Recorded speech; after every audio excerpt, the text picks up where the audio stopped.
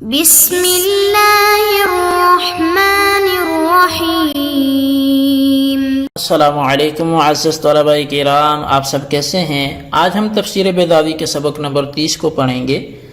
آج کے ہمارے سبق کا عنوان ہے بقیہ جوابات اور اظہر سے مراد۔ آج کے ہمارے سبق کی عبارت والازہر انہ غیر منصرف سے شروع ہوتی ہے۔ آئیے سب سے پہلے عبارت پڑھ کے اس کا ترجمہ کرتے ہیں، اس کے بعد باقاعدہ وضاحت کی طرف بڑھتے ہیں۔ مصنف علیہ رحمہ لکھتے ہیں والأظہر انہ غیر منصرف، اور زیادہ ظاہر یہ ہے کہ رحمان غیر منصرف ہے۔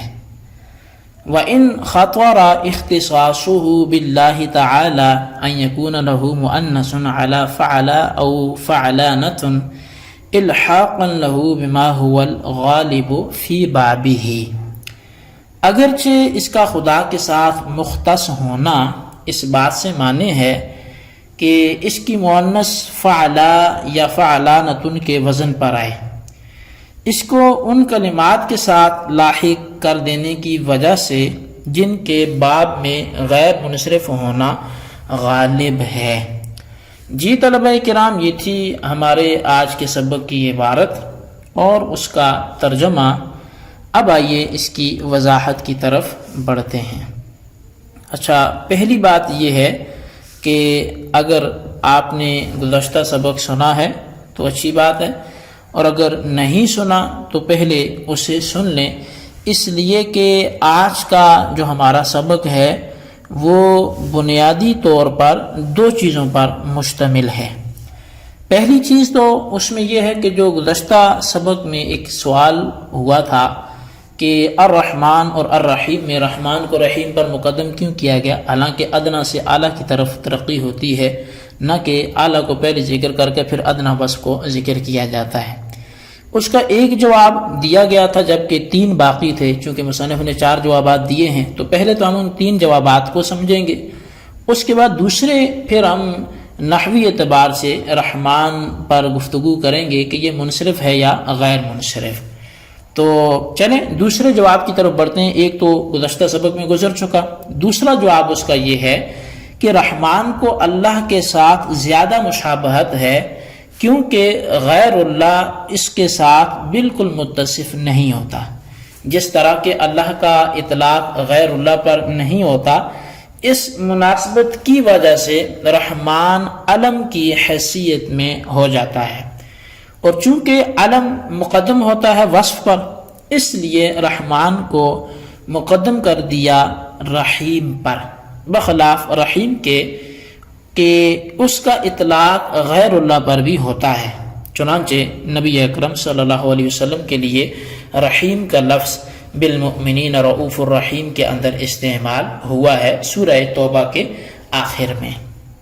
اب رہی یہ بات کہ لفظ رحمان کا اطلاق غیر اللہ پر کیوں نہیں ہوتا، تو اس کا جواب یہ ہے کہ رحمان کے معنی ہیں اس منعم حقیقی کے جو انعام کے انتہائی کمال کے درجے کو پہنچا ہوا، اور ہم دیکھتے ہیں کہ یہ معنی غیر اللہ پر صادق نہیں آتے، لہٰذا رحمان کے اطلاق غیر اللہ پر نہیں ہو سکتا۔ اب رہی یہ بات کہ یہ معنی غیر اللہ کے اندر کیوں نہیں پائے جاتے، تو اس کا جواب سننے سے پہلے منعم حقیقی اور انعام کے درجہ کمال کے معنی سمجھ لیں۔ منعم حقیقی اس منعم کو کہتے ہیں جو خالص اپنی ذاتی نعمتیں دیتا ہو، انعام کرنے میں واسطہ نہ ہو، اور انعام کا درجہ کمال یہ ہے کہ انعام کر کے اس کے بدلے کا طلبگار نہ ہو۔ اب سنیے، درجہ کمال اس لیے نہیں پایا جاتا کہ بندے لطف و انعام کر کے اس کے عوض کے متمنی رہتے ہیں۔ اب بندہ بولے جی کہ بعض لوگ ایسے ہیں جو بدل نہیں چاہتے، تو دیکھیں بدل کی 2 قسمیں ہیں، ایک ہے جلب منفعت اور ایک ہے کہ تکلیف کا دور کرنا۔ پھر جلب منفعت کی 2 صورتیں، یا تو آخرت سے متعلق اس کو نفع چاہیے ہوگا یا دنیا سے۔ اب بندے ان 4 قسم کے بدل کے خواہاں ہیں۔ جلب منفعت متعلق بالآخرت کے تو اس طور پہ کہ انعام کی وجہ سے اللہ تعالیٰ سے آخرت کے اندر ثواب کثیر کے متوقع رہتے ہیں، اور جلب منفعت متعلق بھی دنیا کے اس طور پر کہ دنیا میں بہترین تعریف کے طالب رہتے ہیں، اور تکلیف کے دور کرنے کے اس طور پر کہ انعام کر کے رقت جنسیت کو زائل کرنا ہوتا ہے یا دل سے مال کی محبت کو ختم کرنا ہوتا ہے۔ رقت جنسیت اس رقت کو کہتے ہیں جو ہم اپنے جنس کو یعنی جو اپنے ہم جنس کو ہم پریشان حال دے کر عارضی طور پہ ہماری وہ کیفیت بن جاتی ہے اور جس کی وجہ سے انسان مضطرب ہو جاتا ہے، بے چین ہو جاتا ہے۔ اس کیفیت کے عارض ہونے کے بعد اگر مال دیتا ہے تو اس کے معنی یہ ہے کہ اپنے اضطراب کو ختم کرنے کے لیے دے رہا ہے، بس تکلیف کو دور کرنے کے لیے اس نے انعام کیا، احسان کیا۔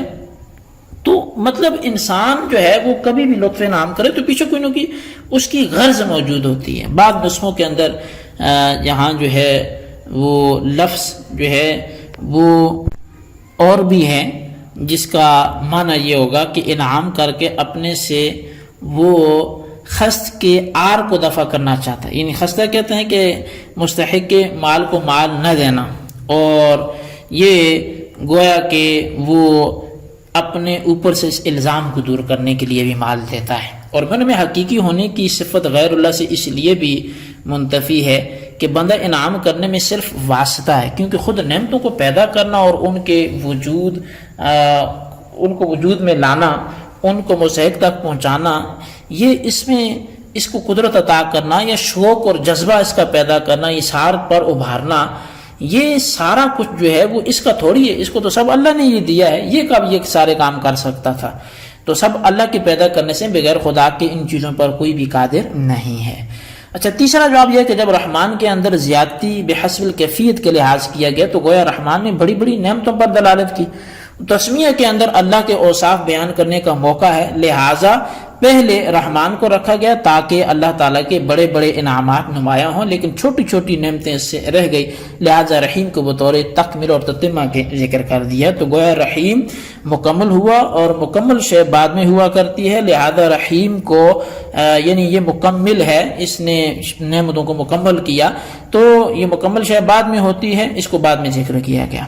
تو اسی طرح اگر چوتھے اس کے جواب کی طرف آئیں تو وہ یہ ہے کہ رحیم کو رؤوس آیات کی محافظت کے لیے مؤخر ذکر کیا گیا۔ رؤوس آیات سے آیات کے آخری حروف مراد ہیں جو مخصوص کیفیت کے ساتھ متصف ہیں، یعنی عام وزن ہے، الحمدللہ رب العالمین ہے، الرحمن الرحیم ہے، مالک یوم الدین ہے، ایاک نعبد و ایاک نستعین ہے۔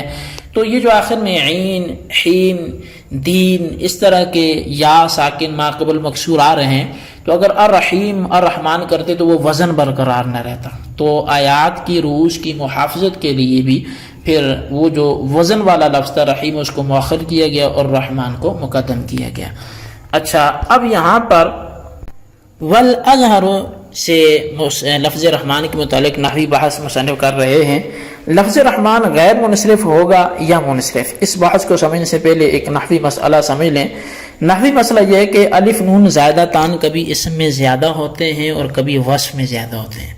اگر اسم میں زیادتی ہو تو اس کو غیر منصرف بننے کے واسطے المیت شرط ہے، اور اگر یہ جو وصف میں زیادتی ہے تو اس کے غیر منصرف ہونے کے لیے بعض حضرات تو انتفاء فعلانتن کی شرط لگاتے ہیں اور بعض حضرات وجود فعلا کی شرط لگاتے ہیں۔ اسی وجہ سے سکران کو غیر منصرف پڑھا گیا کیونکہ اس کا مؤنث جو ہے وہ فعلا کے وزن پر جو ہے وہ آتا ہے اور فعلانتن کے وزن پر نہیں آتا، اور ندمان کو منصرف پڑھا گیا کیونکہ مؤنث فعلانتن کے وزن پر ندمانتن آتا ہے۔ یہ سمجھنے کے بعد اب لفظ رحمان پر نظر ڈالیں تو چونکہ اس کا مؤنث فعلانتن کے وزن پر نہیں آتا، لہٰذا ان لوگوں کے نقطہ نظر سے غیر منصرف ہوگا جو انتفاع فعلانتن کی شرط لگاتے ہیں، مگر ان لوگوں کے نزدیک منصرف ہوگا جو وجود فعلا کی شرط لگاتے ہیں، کیونکہ لفظ رحمان کا ذات باری تعالیٰ کے ساتھ مختص ہونے کی وجہ سے کوئی مؤنث ہی نہیں آتا، چاہے جائے کہ فعلا آئے، لیکن قاضی صاحب کہتے ہیں کہ ان لوگوں کے نقطہ نظر سے بھی اس کو غیر منصرف ہونا چاہیے لفظ رحمان کو ان صفات کے ساتھ لاحق کرتے ہوئے کہ جن کا مؤنث اکثر فعلا کے وزن پر آتا ہے۔ حاصل یہ کہ اس کو حمل علی النظائر کرتے ہوئے غیر منصرف پڑھا جائے گا۔ جی طلبہ کرام، یہ تھی ہمارے آج کے سبق کی عبارت۔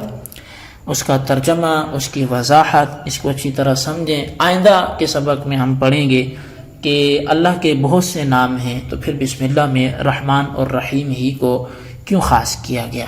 تو آج کو جتنا ہم نے پڑھا اس کو آپ خلاصتاً رجسٹر پہ ضرور لکھیں، بالخصوص سوالات کے جوابات بھی دیں۔ سوال نمبر 1 یہ ہے کہ اعتراض سابق کے آج کے 3 جوابات میں سے کوئی ایک تحریر کریں، اور سوال نمبر 2 یہ ہے لفظ رحمان یہ منصرف ہے یا غیر منصرف، ہر 2 صورت میں وجہ تحریر کریں۔